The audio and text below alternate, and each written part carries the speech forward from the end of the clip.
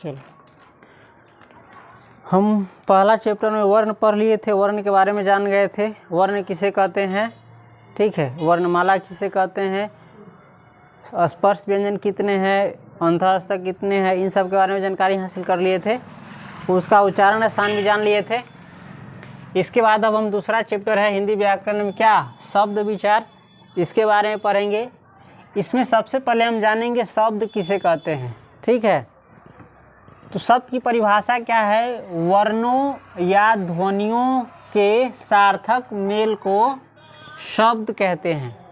आप जो वर्ण पढ़े ना क ख से आई तक ले, तो उसी में से कोई भी वर्ण को अगर एक साथ मिला करके लिखा जाए और यदि उसका कोई अर्थ निकले तो उसी को कहते हैं शब्द।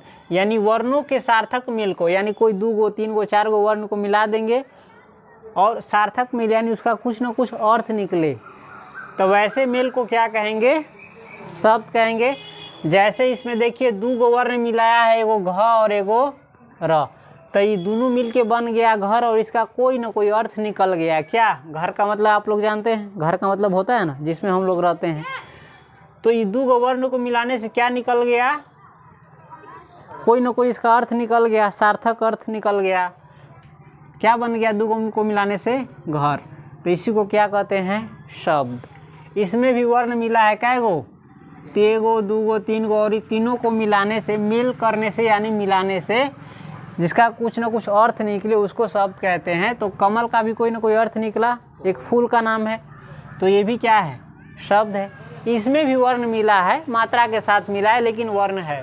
तो इसको भी मिलाने से क्या बन गया है, गज और राज और य, इन तीनों को मिलाने से बन गया है गाय।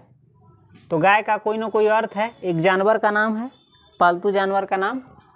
तो ये भी क्या हो गया, शब्द हो गया। इस प्रकार से रोटी, कल, नल, इन सब का कोई ना कोई अर्थ है और इस सभी में वर्णों का मिलाप है। तो इस प्रकार के मेल को क्या कहेंगे, शब्द।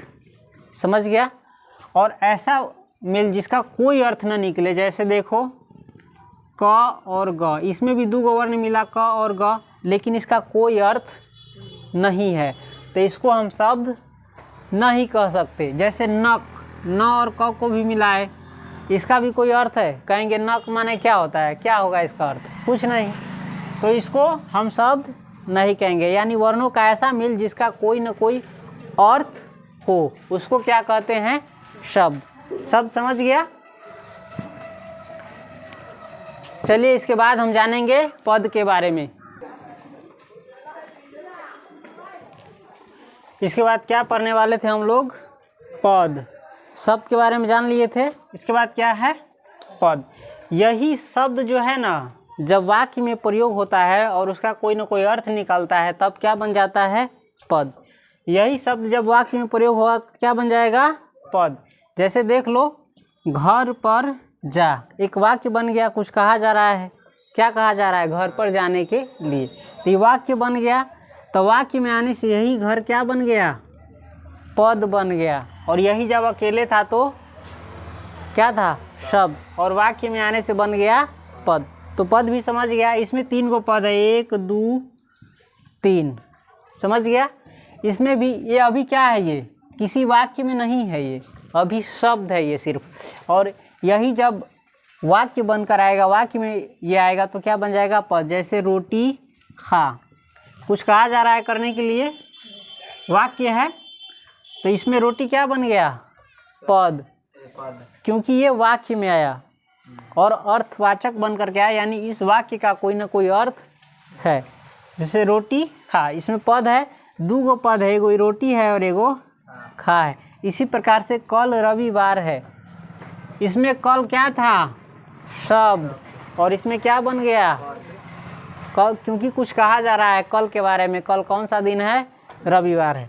तो शब्द जब वाक्य में आता है तो क्या बनता है, पद। अभी तक हमने 3 गो चीज़ समझा। वर्ण किसे कहते हैं वो समझ गया, अकेले अकेले जिसको तोड़ नहीं जा सकते, जैसे अ से लेके अ तक, क ख ग घ अंग च छ ज ज य, ये सब क्या है, वर्ण है।